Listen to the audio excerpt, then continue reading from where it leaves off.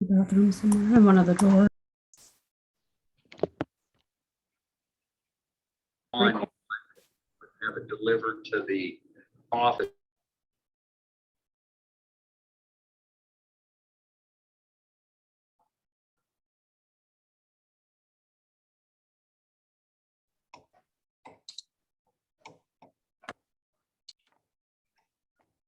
Okay, we're right at 1 minute past 2 p.m. We're going to go ahead and get started. Welcome and thank you for joining today's Data-Driven Justice webinar.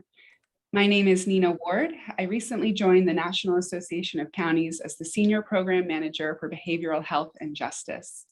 Data-Driven Justice is a project of the National Association of Counties with support from Arnold Ventures that aims to support local jurisdictions in using data to better align resources to respond to people experiencing a behavioral health crisis, particularly those who are frequent utilizers of justice, health, and human service systems. Jurisdictions participating in DDJ aim to develop a continuum of innovative practices that provide law enforcement and other first responders with appropriate crisis response options and alternatives to jail. The goals are to reduce arrests and incarceration, increase treatment engagement, stabilize individuals' health conditions, and use resources more appropriately and effectively through systems coordination. More information on data-driven justice is available at naco.org/data-driven justice, and we will share links in the chat. I want to flag that this session is being recorded and will be available on the NACo website after the event. Please feel free to use the chat function located either in the bottom middle or top middle of your Zoom window to pose any questions you may have throughout the conversation, and we can address them during the Q&A portion of the session. If you are joining by phone, you will not be able to see the chat. Today, we will hear about an important and timely topic around 911 call and dispatch centers' innovative approaches to responding to behavioral health crises internally. These approaches attempt to reduce unnecessary in-person response efforts and associated costs, improve public safety, and engage vulnerable residents in effective treatment and recovery services. While we will not cover an in-depth review of in-person dispatch response options, there is a recording of our September Data-Driven Justice webinar, Non-Law Enforcement Responses to People Experiencing a Mental Health Crisis, available on the NACo website. Today's event will feature a presentation on the Pew Charitable Trust's recent research on 911 call centers' capability to handle behavioral health crises and highlight localities that have developed innovations in their 911 dispatch centers. The planning and implementation of these programs is especially interesting within the lens of building infrastructure for the launch of 988, the National Suicide Prevention Line, which will go live next year. Before I introduce the presenters, I'm interested in whether participants on the call today have a crisis line available to 911 dispatchers. If you could please indicate on the poll, and the poll should pop up. Yep, okay, let's see. Please take a few moments to answer, no rush.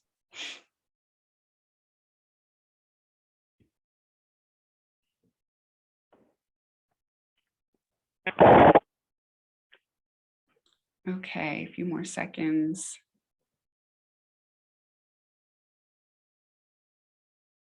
All right. Great, thanks everyone, and please continue answering as you get a chance. Looking at the results, we have a pretty good split between yes, in development, and a few no, and I'm not sure. So I think this will be a really timely and interesting discussion given these results.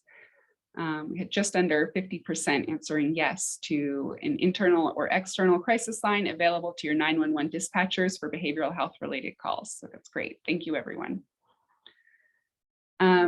One final note, and I'll introduce our presenters. Immediately following the discussion, all attendees are invited to attend virtual breakout sessions of the Data-Driven Justice peer engagement groups for criminal justice, behavioral health and social services, and planning and research practitioners. I'll talk more about these as we get ready to break. Turning to our presenters, our first speaker is Tracy Velazquez. Ms. Velazquez leads the Pew Charitable Trust's public safety research. Her team produces and publishes analyses of criminal legal systems and intersectional issues and provides research support on these issues across the organization. Next, we will have Tiffany Russell. Ms. Russell is the Project Director for Mental Health and Justice Partnerships at the Pew Charitable Trusts.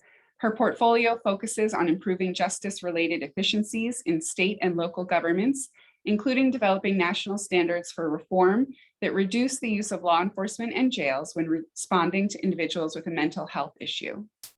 Then we will hear from Colleen Mccullough from Integral Care. Ms. McCullough is a program manager at Integral Care in Travis County, Texas. She manages clinicians within the 911 call center, a first-in-class and nationally recognized project that integrates mental health clinicians within the local emergency response system. This project ensures that individuals in acute mental health crisis have access to the right care at the right time. Finally, we will have David Ayers and Kate Reed from Philadelphia, Pennsylvania. Mr. Ayers is the Criminal Justice Program Manager for the Behavioral Health and Justice Division of the Philadelphia Department of Behavioral Health and Intellectual Disability Services, where he manages programming focusing on individuals with serious mental illness and co-occurring substance use disorders who are also involved in the criminal justice system. Ms. Reed is the Stepping Up Supervisor for the Philadelphia Department of Behavioral Health and Intellectual Disability Services, where she is responsible for applying and using data to advance the Stepping Up initiative, developing a coordinated system across agencies, and developing policies to support efforts to reduce the number of individuals with serious mental illness in Philadelphia jails. Many of you are familiar with NACo's Stepping Up initiative, and we're excited to have Ms. Reed with us. And thank you all for being here today. With that, Tracy, I'll turn it over to you to talk more about the research at the Pew Charitable Trusts and ask you to then pass the mic off to Tiffany. Great. Thanks so much. Can folks hear me okay before I launch? Perfect. The important role that 911 plays in behavioral health emergencies has drawn increased national attention in recent years, as many of you on the call know. As we at Pew began our work in this area, we saw that there was a relative lack of information about how call centers manage these behavioral health crises, how calls are assessed, what options dispatchers have, how data on calls and outcomes are collected and shared. So these unknowns are fueled by the disjointed nature of the 911 system, which is comprised of more than 5,000 separate 911 call centers, each with its own standards and systems for managing data. To start building a better better base of knowledge in this area, we gathered input from experts in the field to design a questionnaire. We then worked with the National Emergency Number Association, NENA, to send out the questionnaire to a diverse group of call centers. We were able to secure a little over 36 responses from 911 call centers in 27 states. While their responses cannot be considered nationally representative, they provided a valuable window into the state of 911 behavioral health crisis response in the US. Next. Over the past decade in particular, many law enforcement agencies have taken steps to improve officer responses to mental health emergencies, particularly in the area of CIT, crisis intervention training. However, the same cannot be said of 911 call centers, at least according to the data that we saw in our survey. Less than a third of responding call centers indicated their telecommunicators, that is their call takers and dispatchers, had received specialized behavioral health crisis training. This included CIT training and other types of training as well. This is important because this can impact how they handle a call, including whether they are able to correctly identify whether it involves a behavioral health crisis, and therefore who gets dispatched to address the issue. Call centers with service areas that were predominantly white were more likely to have crisis trained staff than those that weren't. Next. Recently, some 911 call centers have begun utilizing clinicians to guide call assessment, work with the caller to try to stabilize the situation, and help make connections to care and treatment alternatives that could reduce the likelihood of people entering the criminal legal system. And it sounds like we'll hear some more about that later in the presentation. Among our survey respondents, 14 reported having access to behavioral health clinicians in the community or on staff, compared with 23 who said that they did not. Among centers serving rural areas, less than a third indicated they had clinical access. And I will just say, probably not surprising to many on the phone, we saw some disparities in rural areas across many of the different indicators that we looked at. Some centers responding to the questionnaire said that they used scripts from the International Academy of Emergency Dispatch or another emergency medical dispatch protocol to help identify if the call was related to a behavioral health crisis. This can help in the absence of clinicians available. However, less than half of all centers and less than a third of rural respondents used such scripts. And while some indicated they relied on experience to identify these calls, turnover in call center staff can mean that new staff have little to rely on for help in identifying and managing behavioral health calls. Next.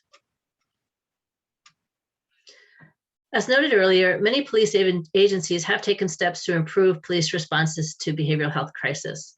This was reflected in our data. Almost 2/3 of respondents indicated CIT-trained law enforcement officers were available to dispatch at least some of the time. However, most call centers in our study reported a lack of additional response options or awareness of whether other responders had crisis-related training. Less than half had access to mobile crisis response teams, which include clinicians, and have been shown to help reduce arrests, hospitalizations, and medical costs. Less than 1 in 5 call centers said they had access to CIT-trained EMTs or fire department personnel. Of particular concern was the finding that some call centers don't have or aren't aware of access to any specialized crisis resources at all. 7 respondents reported no access or awareness of access to behavioral health clinicians, crisis-trained 911 call takers, law enforcement officers, fire personnel, or EMTs. These 7 centers also had no access to any mobile crisis response teams or other specialized responses. Most of these respondents were in rural areas. This suggests that how 911 responds to a behavioral health crisis depends on where this crisis is occurring, with potential disparities in the health and safety outcomes for the people involved. Next. As you know, this is a data-driven justice presentation. Having accurate data is critical to understanding issues in your community, particularly around safety and justice. While most of the questionnaire respondents said they had a way to indicate in their data management or CAD system that a call was related to a behavioral health crisis, some said this information was in a text field or was coded as use caution or another way that could be hard to track and also could be stigmatizing.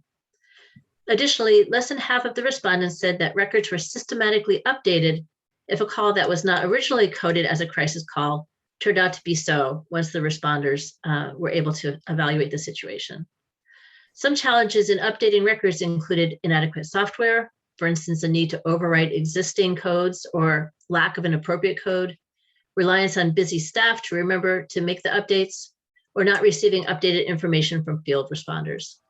And most didn't record the outcome of the call. For example, did the persons in crisis go to an emergency room or did they go to jail?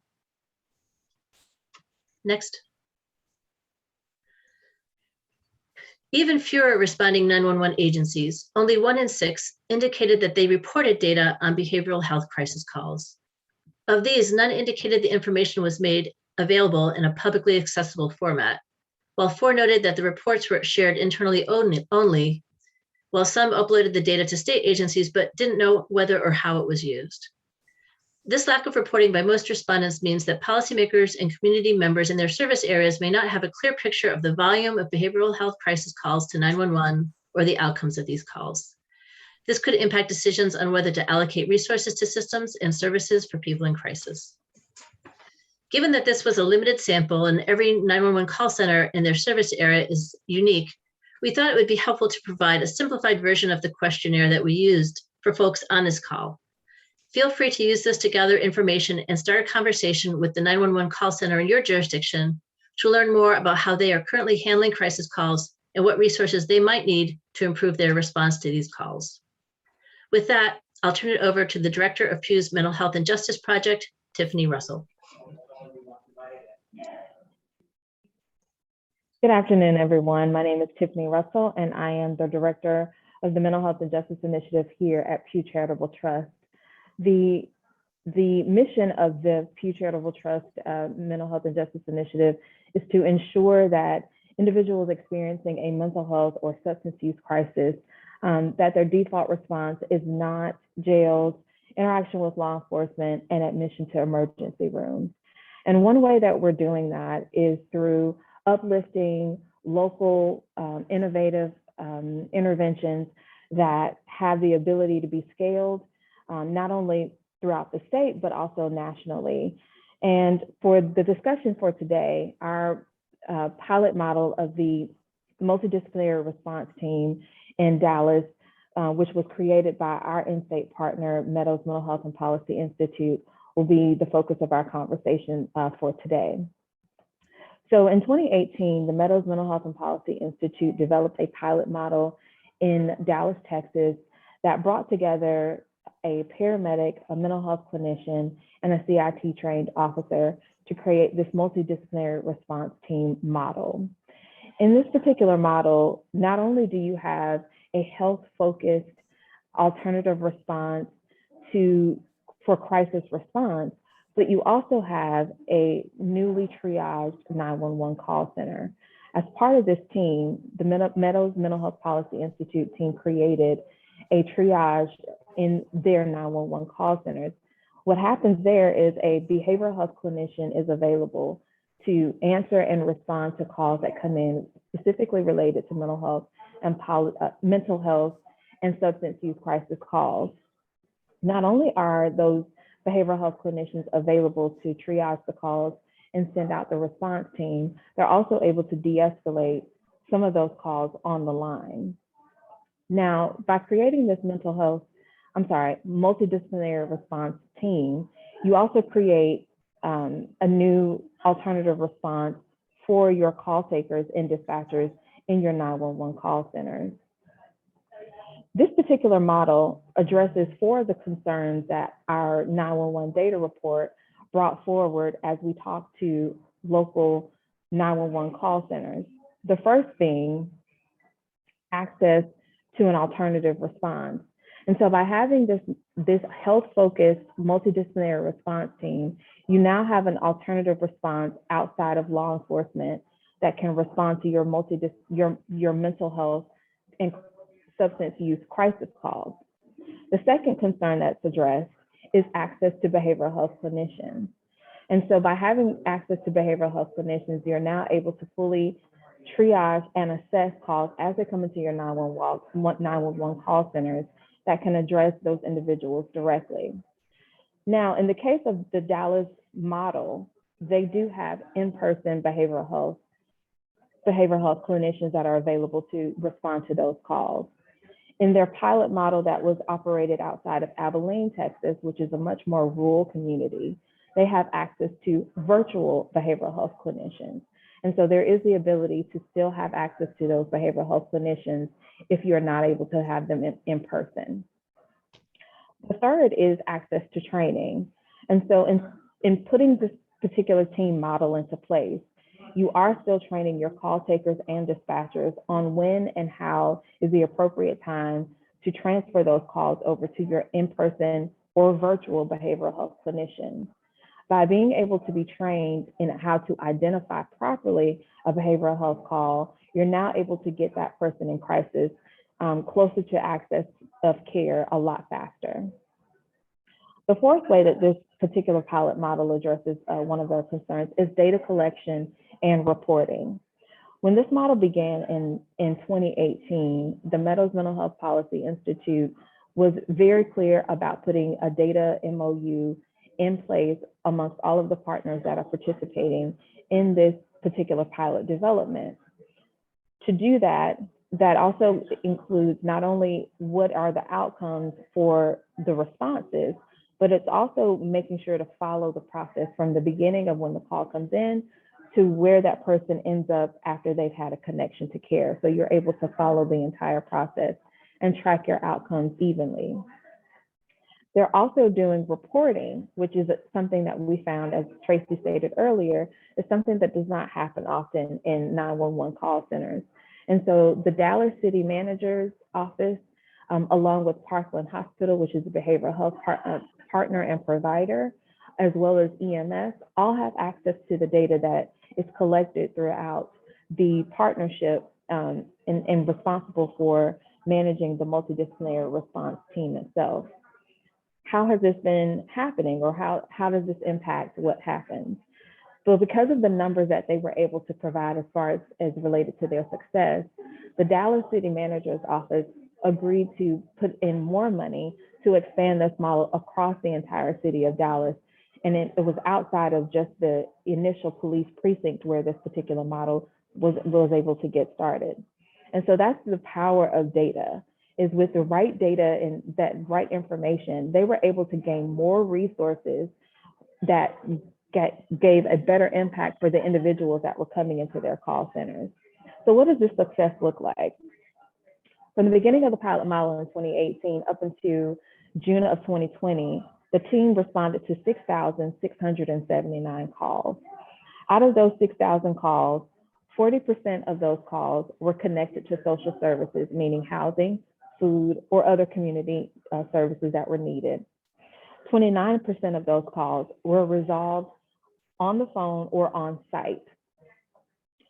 14% of those calls were transferred over to emergency detention, and only 8% of those calls resulted in the person being transferred to a hospital or a psychiatric facility. And by hospital, I mean behavioral health hospital or psychiatric facility.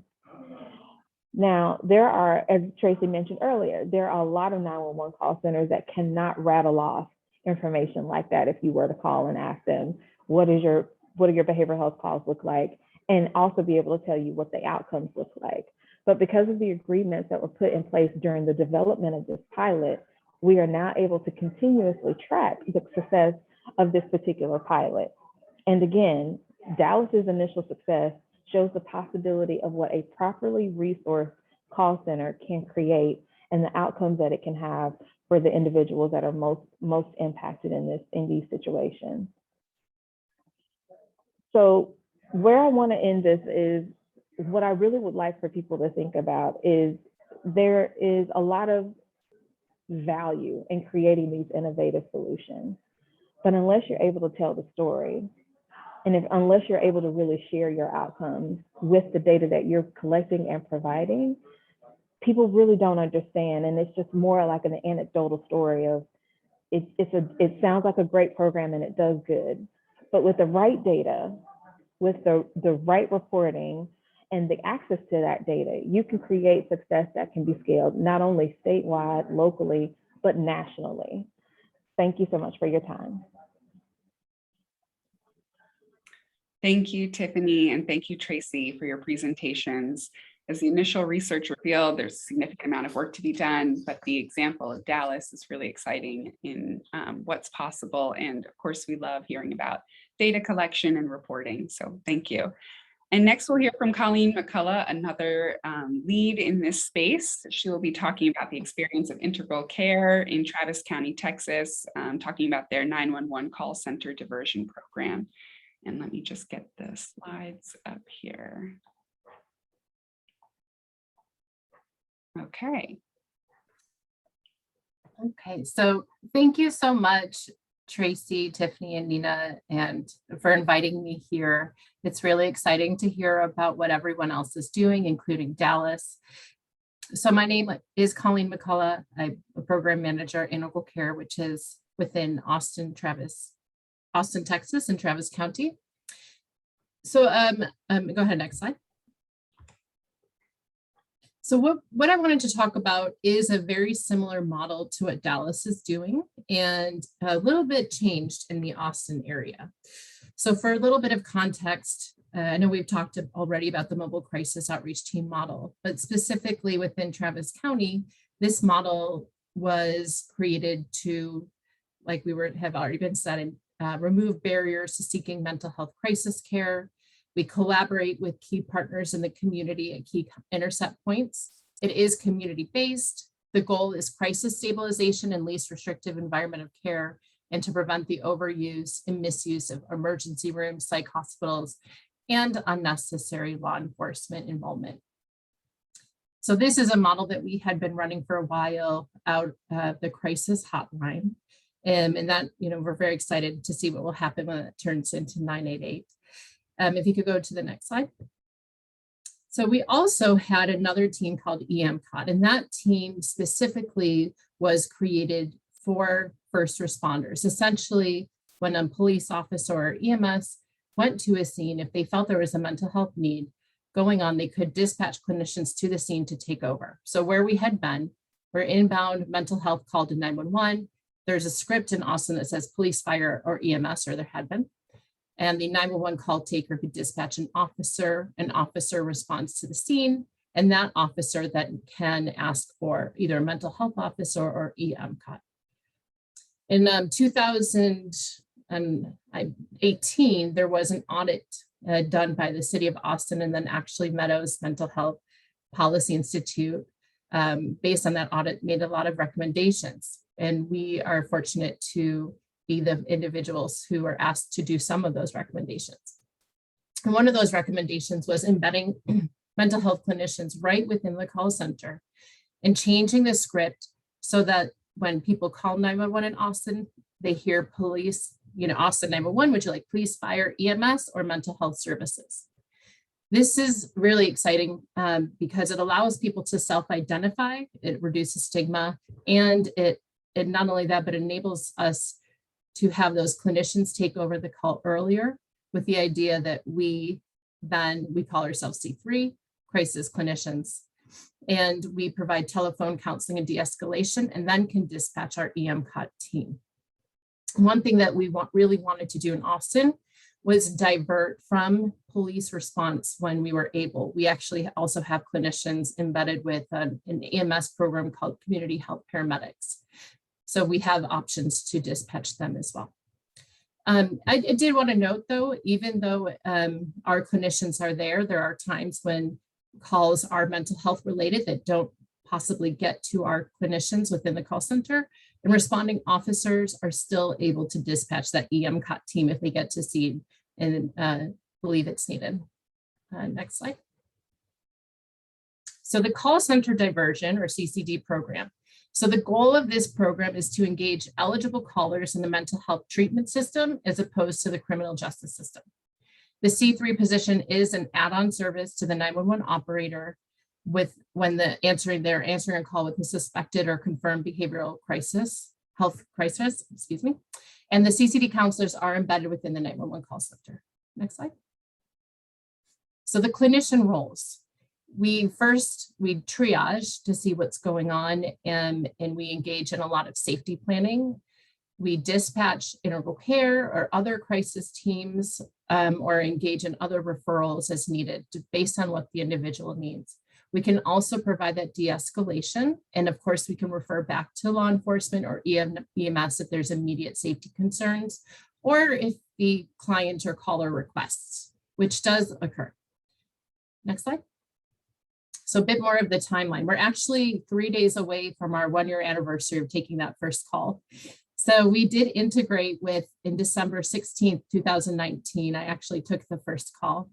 And since then, we've expanded what we do. And data actually has been very important to this. So since the start, we've tracked information on every single call that we've taken, including the time that the call started and ended, the primary reason of the person calling, the officers even, or the 911 dispatchers who are sending to us, the outcome, and if we transfer back to 911, the reason that they were transferred back to 911, and then outcomes in general. So we were able to show using this data that that we were doing the job that they asked and that we could do even more. So what we did is we initially were just on a telephone. We were not embedded in any sort of computer aided dispatch or that CAD system. But then we found that our disconnection rate was quite high, and that was because people didn't want to wait for transfer. So using that data, we were able to be embedded in that computer aided dispatch, that CAD system, and that actually almost eliminated people disconnecting upon transfer. We were also able to demonstrate that we were successful. So that trust was starting to be developed with the police department that we were working with. And so we added other kind of calls, including if a mental health officer was requested, we could take that first to see if that was needed. We also added these check welfare calls, which means, an individual is calling about a loved one. Initially, we were just talking to the first parties, but then we were able to add people that they're, calling about their loved one if it was eligible, and we could also, figure out what was needed based on that. Next slide. So additional things that we've done in February of 2021, the script in general for Austin was changed to, instead of just, are you calling for police, fire, EMS, it was changed to, are you calling for police, fire, EMS, or mental health services, which as far as we understand is the first time this has been attempted in the country. And it's a very exciting thing for us to do. And we did immediately see calls increase after that was done. We also were able to start covering 24/7 at the 911 call center. And again, we were just using the data. We were able to divert about 80% of eligible calls from police, and police officers are finding out about us. So we then added different kind of calls, including consultations. And then if a patrol officer got a call and felt that it was more appropriate for the C3, we could call that individual and try to see what we could do. And then we also got access to be able to look through the pending check welfare calls to assign ourselves if we think that a call was eligible for us to take, all again with the goal of either diverting or canceling police response. Next slide, please. So as I was saying, the current call types that we are now doing up to today. So we have 2 times that the calls are live transferred to us. So those are what we call C3 counseling or check welfare.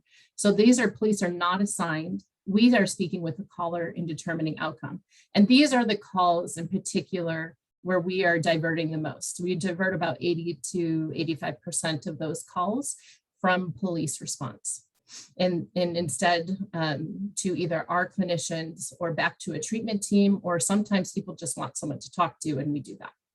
Another kind of call, we call it Apd Assist. This is more the consulting, where police are assigned, they're en route, and our role is to provide de-escalation, especially if it's a call that has some sort of mental health element, but there is that immediate safety need, and or maybe it's a lot of times like domestic violence kind of calls, or something where there's a trauma involved with the individual calling, and we can provide de-escalation and assistance until police arrive.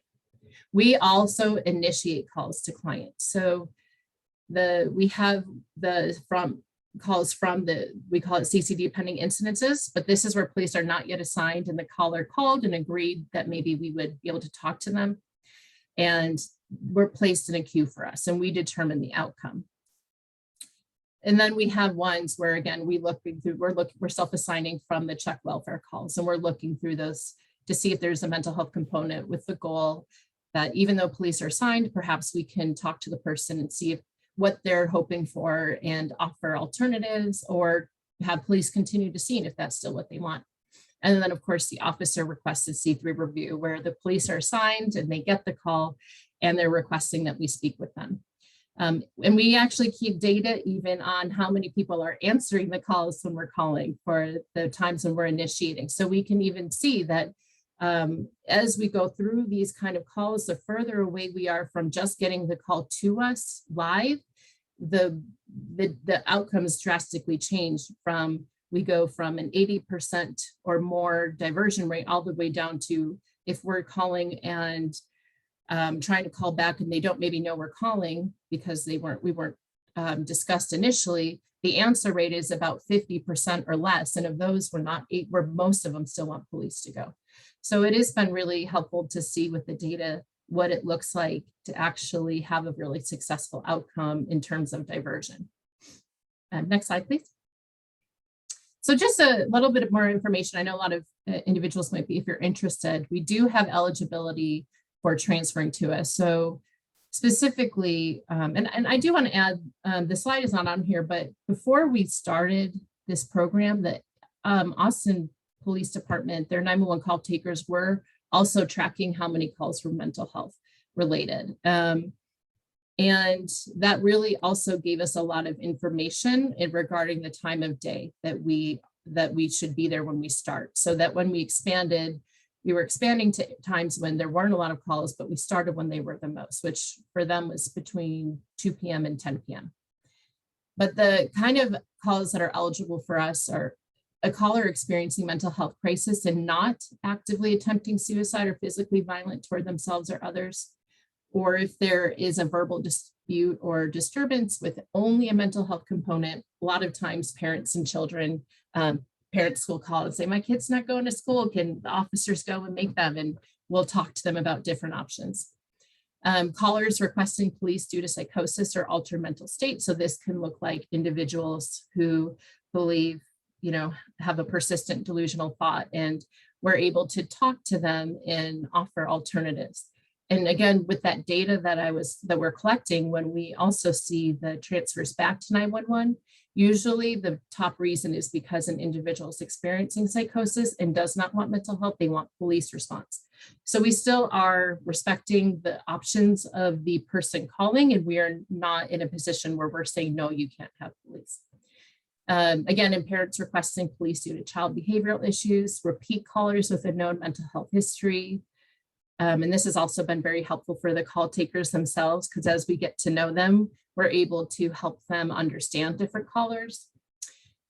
And if the caller is requesting mental health officer, and then of course the de-escalation. So if it's a caller experiencing a mental health crisis and it doesn't meet criteria for transfer, we can assist in de-escalation prior to the officer's arrival. And of course, the third party callers, when somebody's concerned about a welfare of an individual, as long as there's not immediate safety need.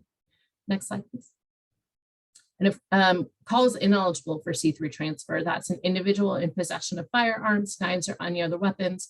Of course, being that a lot of people own knives or weapons for various reasons, we do have some flexibility in that they just need to be able to safely stow them away before, and they're not actively using them with the intent of harm.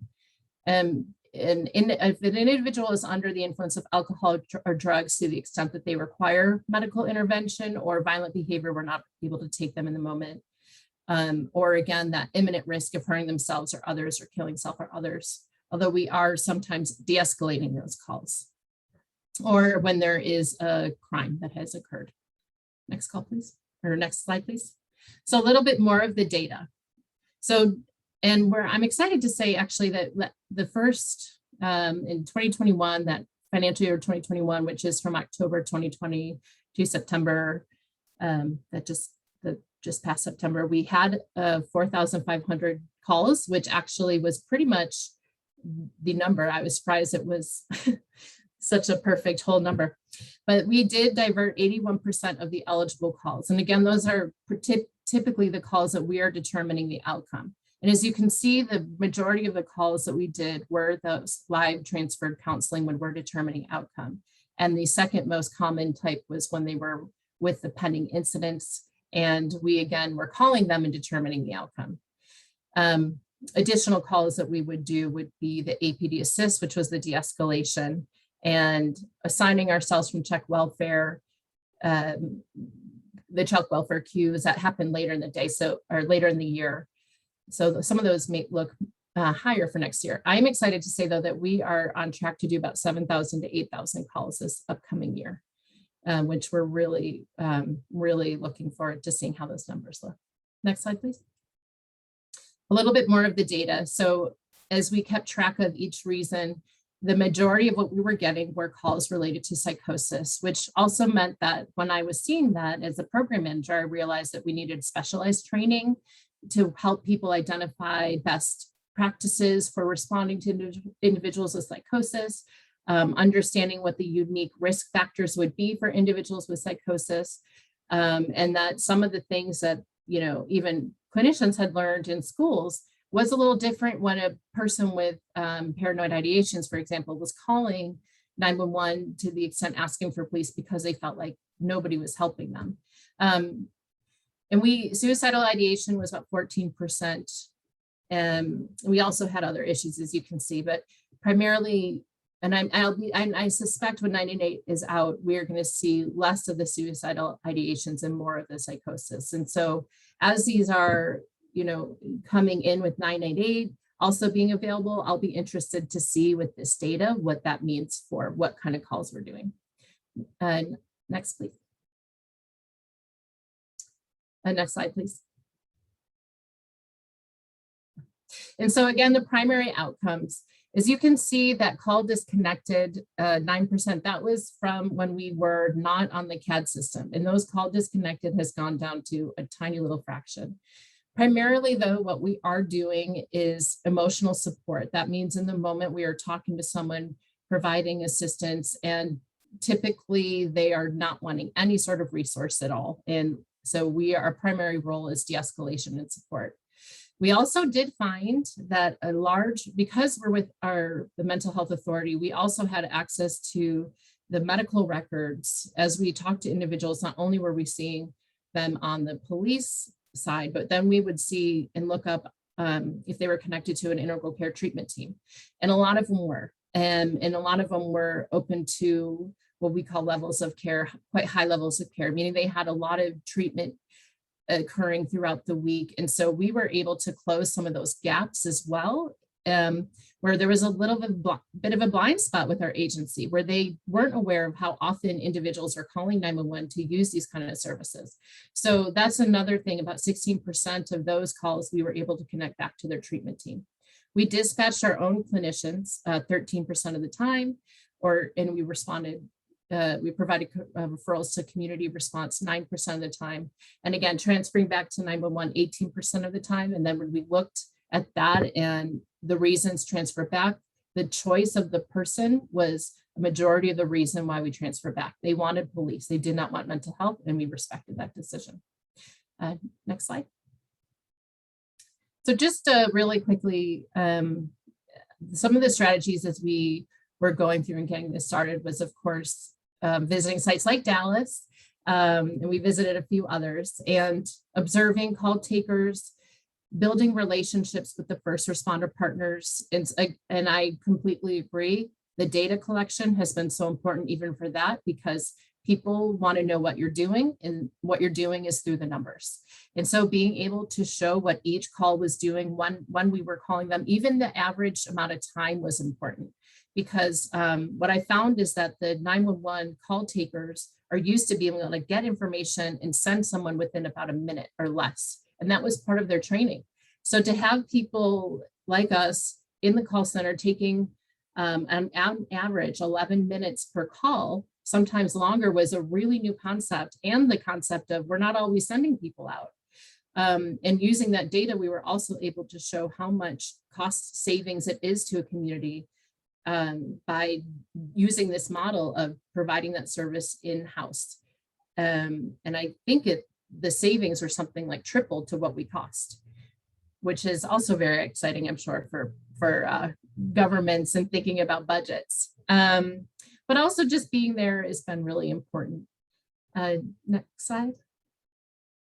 So again, and we're still learning lessons to this day. I'm still having conversations about how to improve, technology being the key. Essentially we came in as mental health clinicians, and as I realized, we really are a first responder model, but we didn't necessarily have the technology. So even as of last week, we were talking about how to maybe become our own agency on CAD and what that might look like for our Emcod clinicians as well. Training has been really important. We do provide mental health, first aid, public safety to all the call takers. And we constantly have meetings and discuss how we can improve our services. And of course, recruiting for positions, which currently is a fun challenge. I'm sure that lots of individuals here will recognize, but ultimately the data we kept was really important to the story. And I actually am still interested in, I haven't even begun to unlock what all the data has told us, since we do keep, like I said, a lot of things for each call. And by the way, that was not something I was told to do. I just was paying attention to what the community was asking for, what the local politicians were saying, and what police officers were telling me. And I used that to figure out, so this is what they want. These are the raw data numbers they're asking for in our contract, but here's really what the community is wanting to see. So I expanded a lot, and it was every piece of data I think so far has been used, and it's been used in conversations about budget and expansion and where to best put our people. So I really appreciate your time, and I thank you so much. Thank you, Colleen. That was great. I have so many questions. I'm going to save them if we get to a question and answer. I'm going to jump right over. Our final presentation is from David Ayers and Kate Reed from the City of Philadelphia. The city has just concluded its mapping and planning of its 911 call triage programming and is moving into implementation. So we'll hear a little bit about what this process looked like for Philadelphia. So first of all, thank you so much for having us. We really appreciate the opportunity to share some of our experiences. It was great to hear about Dallas and Austin. I know we've plumbed the depths of your experience already. Kate has done a lot of outreach, but it's good to see that I think we're sort of in line with a lot of that. So we appreciate that sharing and look forward to giving you a snapshot of what we've been through. So next slide, please. What we're trying to do in Philadelphia is to develop a crisis response system that's a continuum.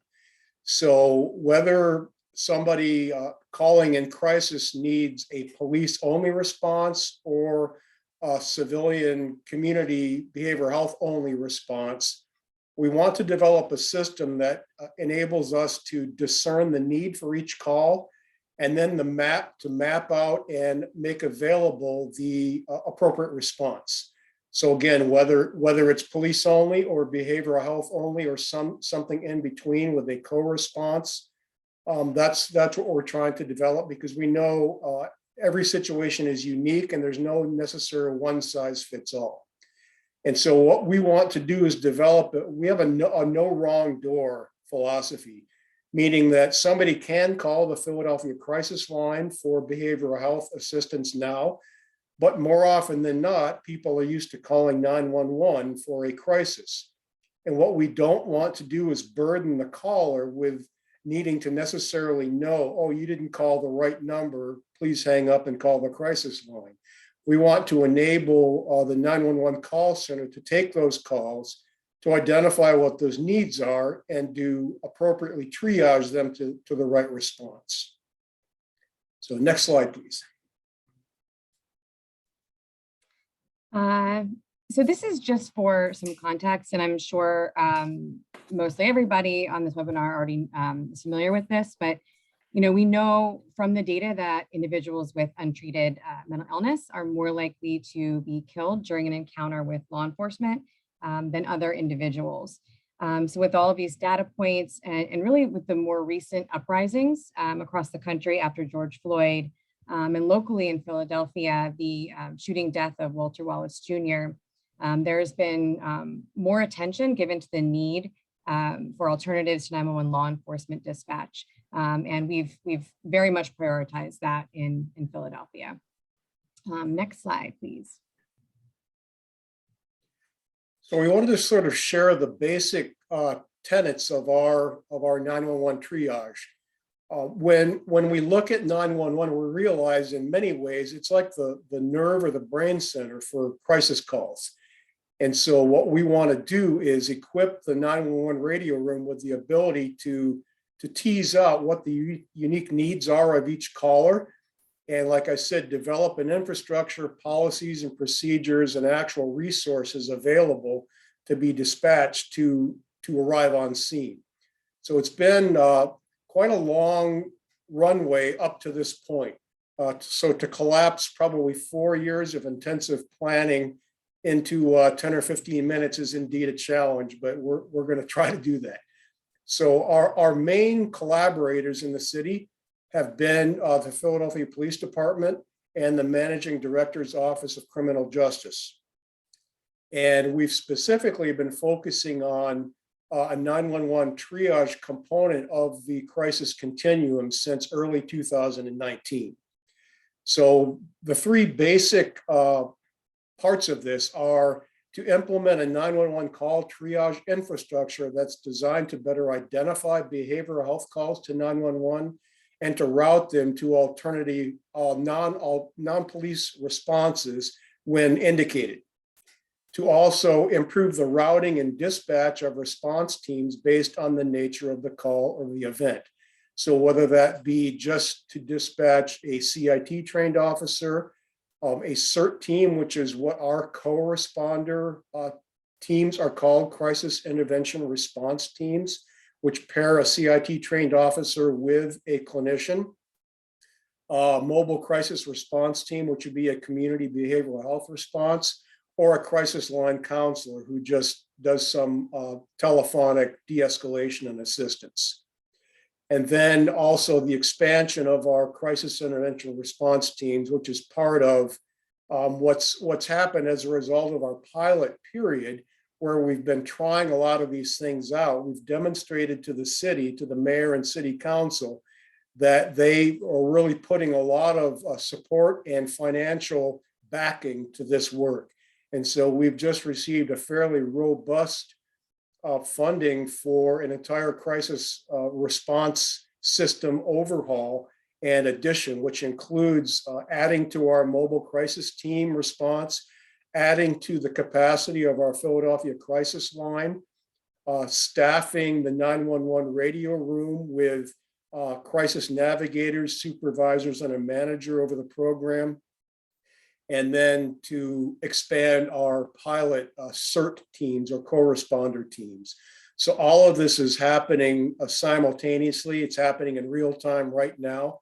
So we're well past the planning and envisioning stage, and right now we're in boots on ground making it happen. Next slide, please. Thanks, Dave. So I'm going to talk a little bit about our strategy and some of the pieces that we found most helpful during planning and also on our road to implementation. And I can sort of group them into four main buckets. The first is observation and really learning the 911 system. We knew we wanted crisis counselors to eventually take behavioral health related 911 calls directly from 911 staff. But before that, one of the most important parts of our planning early on was embedding a behavioral health navigator at 911. At first to really observe and just learn from the call takers and dispatchers, because quite honestly, this component of the work was fairly foreign to us. So we were lucky and we were able to reassign and shift our own staff at that time. We placed two navigators at police radio. Just important to note, in Philadelphia, our police department manages 911. So each navigator would take a 2-week shift, the day shift, and then they would alternate. So in Philadelphia, we use navigators. They sort of function like boundary spanners, so folks that can both navigate the behavioral health and the criminal justice systems. So for the past year or so, they've been observing. They've also been serving as consultants. So really providing education support to 911 staff. We think a huge advantage of this was the ability to establish relationships, develop rapport, build trust, and really understand the culture of both agencies. We really saw this as the foundation of our vision of this work. The second and third major buckets of our planning were, of course, training and data collection. And at the same time we embedded our navigators last year, we developed and implemented a behavioral health script for the 911 call takers. Essentially, it's a set of questions designed to better identify calls that were behavioral health related and then tag them as such. So along with the script, our CIT coordinator designed a behavioral health training program for our 911 call takers and dispatchers. And that was based on the full 40-hour CIT curriculum. And I think at this point, we have about 91% of all of our 911 staff, they've all been trained to date. So we really focused our efforts on training the staff and implementing the call script early on so that the 911 staff would have practice asking these questions before we really started triaging these calls. I would say another benefit of using the past year for training and practice was also data collection. So we were able to look at behavioral health tagged calls, call volume, the most common event types, and then also look at the different response options for those calls. So were police dispatched, was a CIT officer dispatched, was our co-responder team dispatched, things like that. I do want to mention too that in Philadelphia, we're really lucky that we already have a connection between 911 and our Philadelphia crisis line, which will also be 988 come July. So police radio already has a warm transfer protocol for suicide calls, only suicide calls. But that's really given us a good foundation for this work and also an additional source of data to look at and to analyze. And the final important piece of our planning process is, community and stakeholder involvement. It was really a priority for us to, incorporate input and feedback from a wide variety of stakeholders. That's including call takers, subject matter experts, persons with lived experience, family members, and our community members. So we took that feedback and revised the script back in April of this year. We essentially shortened it.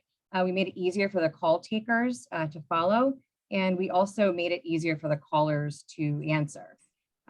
We continue to involve the community in almost every aspect of this work, and that's including round 3 of our script revisions, which we are finalizing as we speak. So we'll talk a little bit more about the partnerships and collaborations, because that really was and still remains a very critical part of this work. Next slide. And just a quick follow on to what Kate had just said about the next revision of the script. The one key component there is that revision of the script will actually include the off ramp, those calls that are non-suicidal behavioral health calls that can be either patched into a crisis navigator or completely transferred over. So the next version will actually be sort of the push the button to activate all these new resources that are coming up. So this has been, as I mentioned, a multi-year planning and collaborative partnership effort. And we've had a long-standing partnership with Philadelphia Police. We've provided CIT training for the force since 2007. Approximately 3,300 plus officers have been trained to date, and close to 2,900 of those officers are still on the job. So of all those that we've trained, we still have a large amount that are active in the field. Developing decision trees to help identify and define eligible calls for transfers. That's all been part of our embedded navigator work, our monitoring, our observing, our talking with call staff, working with police radio room staff to try to figure out how can we best develop a process where they can, feel comfortable transferring those calls away from police to behavioral health. And what's coming up imminently is, the final sub-bullet there of actually being able to have crisis navigators embedded in the room during every shift, 365 days of the year, to where they'll be able to actually take those transferred calls. They'll be able to work with callers to de-escalate and assist them. They'll be able to dispatch mobile crisis teams where appropriate. They'll also be on site to offer continued assistance and counseling and guidance and support for radio room staff who are clearly doing very difficult and often traumatic work. And so to have experts on site that actually be able to help the call taker staff to deal with the implications of their work, we see that as really important down the line and critical partnership growing. We've also worked very closely with the Managing Director's Office of Criminal Justice. Essentially, all of the justice reform work in the city of Philadelphia was sort of ushered in through our participation in the MacArthur Safety and Justice Challenge. We've had 3 foundation grant allocations since 2015. And very early on, some sort of a behavioral health police partnership co-response was part of the envisioning. And in 2018, the foundation provided us funding to begin sort of the seed work for a co-responder project and 911 triage. And so that seed money has since been invested, and it's developed through pilot programs to the robust city funding that I mentioned just a minute ago. $13 million plus the city has allocated for us to build this system out. We've also had a very active and involved criminal justice advisory board, which is chaired by the top judicial leadership and includes every principal of the major city agencies that are involved in criminal justice. So from the courts, District Attorney's Office, Public Defender's Office, Sheriff's Office, Probation and Parole, the jails and prisons, you name it, there's somebody representing those offices on this board. And that's been critical in guiding our overall city justice reform efforts. Thanks, Dave. And we also thought it was really important to capitalize on any opportunities for extra outside support with this work. So we actually applied for a technical assistance grant through Harvard Kennedy School's Government Performance Lab. And luckily, we were one of 5 jurisdictions selected to receive 1 year of support to really help accelerate and enhance the implementation of all of this work. So their TA has focused on our 911 triage strategy, including the embedded behavioral health navigators, 911 policy changes for behavioral health calls, and the development and revisions of the behavioral health call script, and also the decision tree. GPL is also assisting us with the expansion of our mobile crisis and community responder teams. So we have, we really need the capacity to handle these transfer 911 calls when they come. In addition to technical assistance, we spent a good two plus years reaching out to other jurisdictions, interviewing them, collecting data on their models, pros and cons, and really built this huge database of information to work with, from which we use to decide sort of, what is the best fit for Philadelphia. We were incredibly impressed with so many of the cities and counties doing this work and planning to do this work, especially Austin, Dallas, Houston, Phoenix were some others. So a huge part of this planning was essentially relentlessly bugging these jurisdictions and learning the most we could from them. Next slide, please.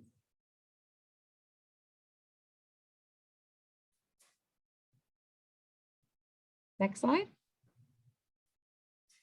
Okay, thanks. All right, so all that is foundation. What's coming up next for us? Well, quite a bit in the next 7 months. At the same time that 988 is set to become operational nationwide in July, we have a timeline where by the end of our fiscal year, which is June 30th, we expect to have all the various pieces of this expanded crisis response system in place, the protocols, the directives, all the things that are necessary for things to start happening in a way that's been different from traditionally. So how we can identify calls, how we can route them away from a traditional police-only response, how we can make sure that we have the staffing and the infrastructure and the resources available to deploy where needed. So basically our next step, and we're right in the middle of this hiring and identification and onboarding process, is to expand the number of embedded behavioral health crisis navigators that will be co-located in the radio room, that will actually be able to take calls directly as transferred from call takers when there's something that's behavioral health related with not a high public safety risk or an active crime taking place. And then to be able to tie into the Philadelphia crisis system and dispatch mobile teams where that's the appropriate response.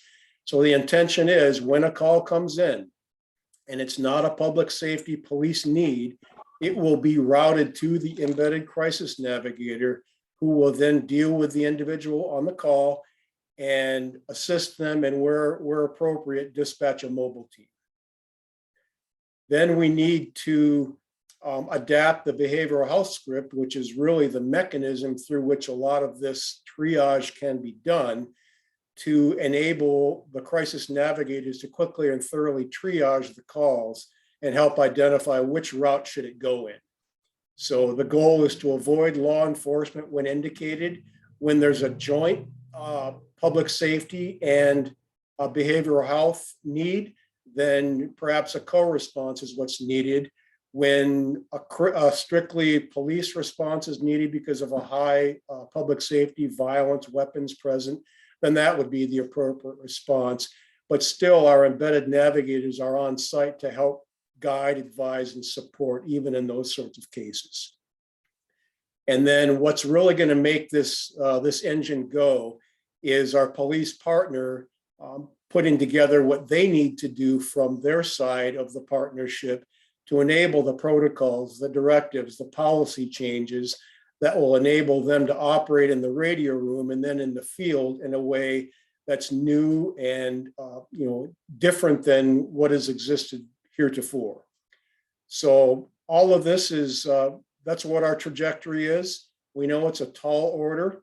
We're going to do everything we can to be there at the right time. And we're deep in these weeds and enjoying the challenge. And with that, I believe that's the end of there's our contact information. Please feel free to reach out to each or either of us. Thank you, Kate, and thank you, David, for the presentation. That was really great. And again, I have some burning questions, but we're going to take them into our breakout groups. I don't see any questions in the chat. If anything comes up, please write to me and I will do my best to answer your question or connect you to the right presenter from today. But for now, moving into our peer engagement groups, in a moment, there will be options on the screen. There are 3 groups. We have the criminal justice group, generally for criminal justice practitioners, such as law enforcement, corrections, courts. The second group, behavioral health and social services, for folks who provide those types of services. And finally, research and planning for elected officials, data analysts, and criminal justice coordinators. However, you're free to choose whichever group sounds most interesting to you today. We have 3 facilitators. Ms. Jolene Jennings, a behavioral health systems improvement specialist in Lewis and Clark County, Montana. She will lead the behavioral health and social services discussion. Captain Daniel Lasher of the Allegheny County, Maryland Sheriff's Office will lead the discussion in the criminal justice group. And Ms. Mandy Potapenko, director of the Milwaukee Community Justice Council, will lead the research and planning group's discussion. A note to please voice your questions rather than using the chat function for the benefit of our facilitators. And second, the breakout groups will also be recorded. A big thank you to our presenters. That was wonderful, fascinating. Hope you can join us in our breakout groups. Otherwise, I'm sure I will be sending questions on behalf of others, but certainly from myself. I will also send out the recording to attendees later this week, as well as the document that Tracy Velazquez shared on questions to ask your 911 call center director, and 2 resources from the Council of State Governments. One, a short document, tips for implementing a dispatch diversion program. And second, they've just released a toolkit for expanding first response programs. And that includes a section on conducting emergency and non-emergency call triage.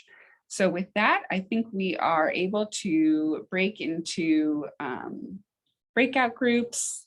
Let's see. Okay, I don't see it popping up yet.